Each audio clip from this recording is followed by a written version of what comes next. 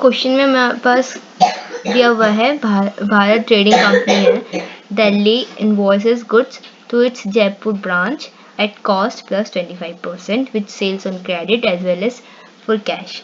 तो हमें stock in data system से इस क्वेश्चन को करना है और इसमें मेरे पास क्या क्या दिया हुआ है। कॉस्ट जो अपनी एचओ है वो अपने ब्रांच को गुड्स जो सेंड करती है या जो भी ट्रांजेक्शन करती है वो क्या होती है, कॉस्ट प्लस 25% पे, यानी कॉस्ट हमारा 100 हुआ और प्रॉफिट मार्जिन 25% हुआ और हमारा आईपी जो इनवॉइस प्राइस है वो कितना हो गया 125। फिर आगे क्या है कि from the following particular prepare branch stock account, branch adjustment account, branch debtor account, branch profit and loss account, branch expenses और स्टॉक रिजर्व अकाउंट। ये सारे अकाउंट जो है हमें बनाने हैं। तो आगे हमें ट्रांजेक्शन क्या क्या दिया है कि stock at branch at cost to HO. यहाँ पे जो है वो क्या है कि स्टॉक जो है ब्रांच के पास वो कॉस्ट जो एचओ की कॉस्ट पे है, तो इसको हमें कन्वर्ट करना पड़ेगा इनवॉइस प्राइस पे। तो 75,600 जो हमारा ये है 75,600 का, ये क्या है हमारा कॉस्ट वैल्यू है। तो कॉस्ट है तो यहाँ पे क्या हो जाएगा 25% हम इसका निकालेंगे, इसको 25% निकालेंगे तो वो क्या आएगा 18,900 अमाउंट आएगा और इसको हम 75,600 में ऐड कर देंगे और फिर जो हमारा बैलेंस आएगा उसको याद रखेंगे, जो आएगा हमारा क्या 94,500। वापस कैसे हुआ ये, जो हमारा स्टॉक जो था हमारा ब्रांच के पास वो हमारा कॉस्ट पे है और उसको हमें कन्वर्ट करना है इनवॉइस प्राइस पे। क्योंकि ये कॉस्ट पे है तो हमारा यहाँ पे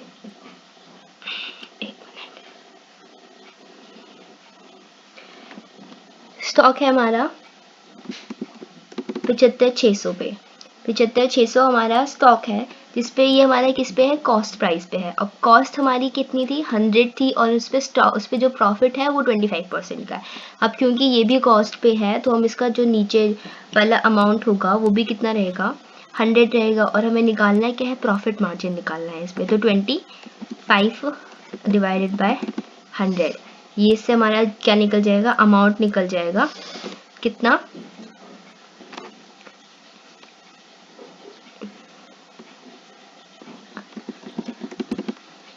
18,900 का जो है हमारा क्या हो जाएगा, अमाउंट निकल जाएगा उस पर प्रॉफिट मार्जिन। अब हमें करना क्या है, हमें करना है कि जो हमारा ये वाला अमाउंट था 75,600 का उसको ये प्लस करके हमें अपने ब्रांच के स्टॉक अकाउंट में दिखा देना है। तो 18,900 को प्लस करेंगे कितने से, 75,600 से, तो जो अमाउंट आएगा उसको हमें यहाँ पे लिख देना है बैलेंस ब्रोट डाउन के नाम से।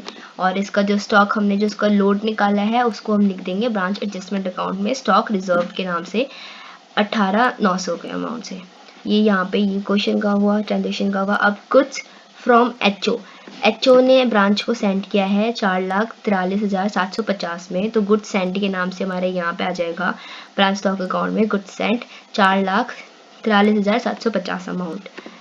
और goods return by customer direct to HO. अब यहाँ पे क्या हुआ है, जो गुड्स थे वो रिटर्न किए गए हैं, कस्टमर ने रिटर्न किया है डायरेक्ट टू एचओ। तो पहले हमारे पास स्टॉक आया होगा 3,750, वो लिखेंगे, वो डेबिट कर देंगे स्टॉक अकाउंट में। फिर वो हमने रिटर्न कर दिया है, क्योंकि डायरेक्ट रिटर्न हुआ है तो इस पर भी हम लोड निकालेंगे, एचओ को डायरेक्ट रिटर्न किया है कस्टमर ने तो इस पर भी हमारा लोड निकलेगा। तो रिटर्न किया है इसने 3,750 का, वो हमने यहाँ पे लिख दिया। उसके बाद है हमारा टोटल सेल्स हुई है 5,84,500 की। क्योंकि अब हमें टोटल सेल्स दिया हुआ है तो कैश और क्रेडिट देखने के अलग अलग लिखने की ज़रूरत नहीं है, यहाँ पे सेल्स लिख देंगे ब्रांच स्टॉक अकाउंट में सेल्स के नाम से 5,84,500 अमाउंट आ जाएगा, ये हुआ।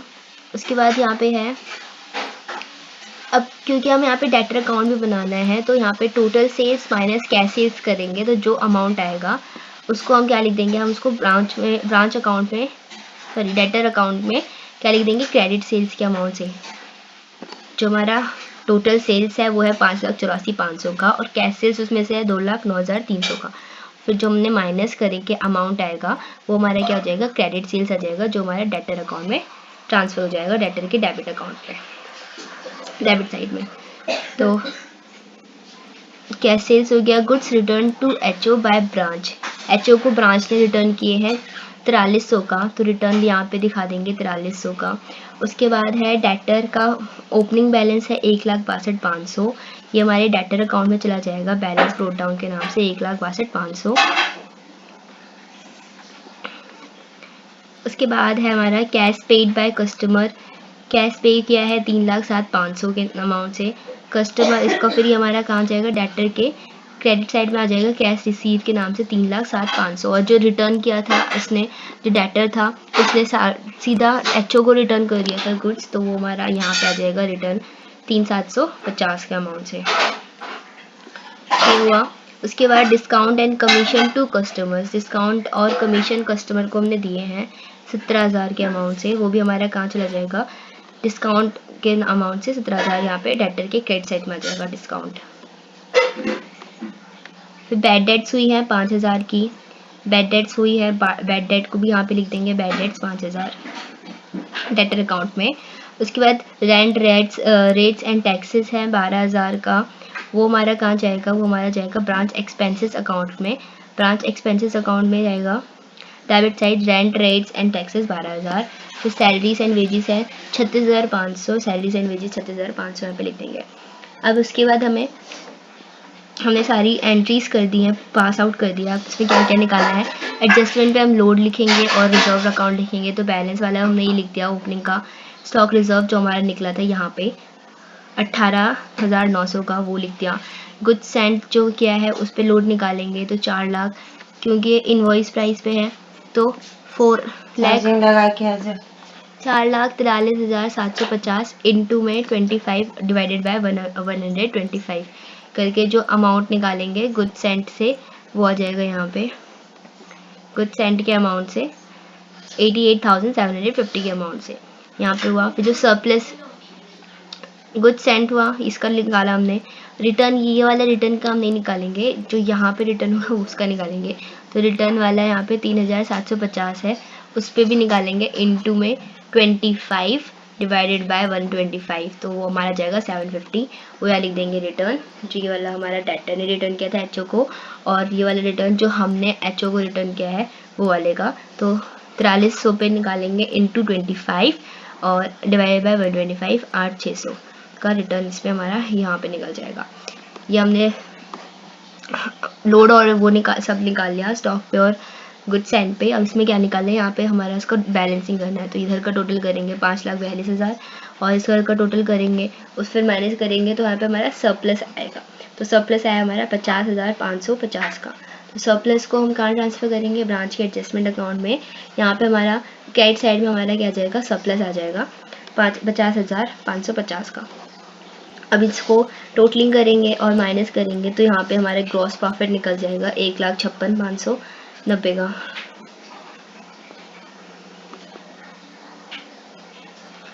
अब हमने ब्रांच एक्सपेंसेस अकाउंट बना लिया, उसका टोटलिंग करेंगे, हमारा अमाउंट आ जाएगा 48,500 का। अब यहाँ पे हमें क्या करना है, अब प्रॉफिट एंड लॉस अकाउंट जो हमने बनाया है उसमें हमारी क्या क्या एंट्रीज आएंगी। तो हमने जो डेटर को डिस्काउंट दिया है हमने जो डेटर को डिस्काउंट दिया है 17,000 का, वो आएगा।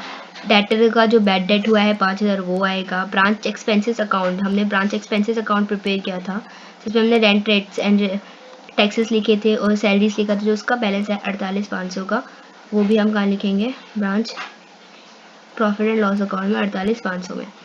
ये हुआ। फिर हमारा ग्रॉस प्रॉफिट जो हमारा हुआ था ब्रांच एडजस्टमेंट अकाउंट से, जो हमारा बैलेंस आया था, उसको हम लिखेंगे प्रॉफिट एंड लॉस अकाउंट के ग्रॉस प्रॉफिट में। यहाँ पे आ जाएगी ग्रॉस प्रॉफिट के नाम से क्रेडिट साइड में 1,56,590 रुपये, 1,56,590 रुपये ग्रॉस प्रॉफिट के नाम से यहाँ पे आ जाएगा। और यहाँ से फिर हमारे क्या निकल जाएगा, नेट प्रॉफिट निकल जाएगा टोटल, इसको यहाँ का टोटल और यहाँ का टोटल माइनस करने पे 86,090 रुपये यहाँ पे हुआ। और हमें निकालना क्या क्या था,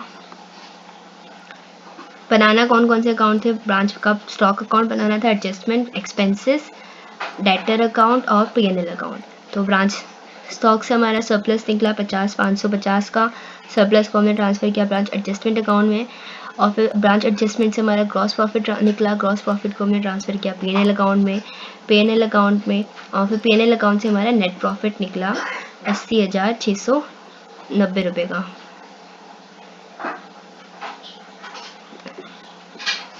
86,090 का हमारा क्या निकला, नेट प्रॉफिट निकला।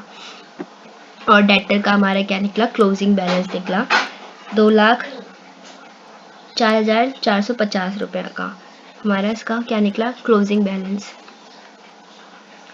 और ब्रांच एक्सपेंसेस से हमारा टोटल ब्रांच का एक्सपेंस निकला कि उसने कितना किया है, उसका जिसको हमने ट्रांसफ़र किया उसको भी हमने कहाँ पे किया, P&L के डेबिट साइड में ब्रांच एक्सपेंसेस अकाउंट के नाम से 48,500।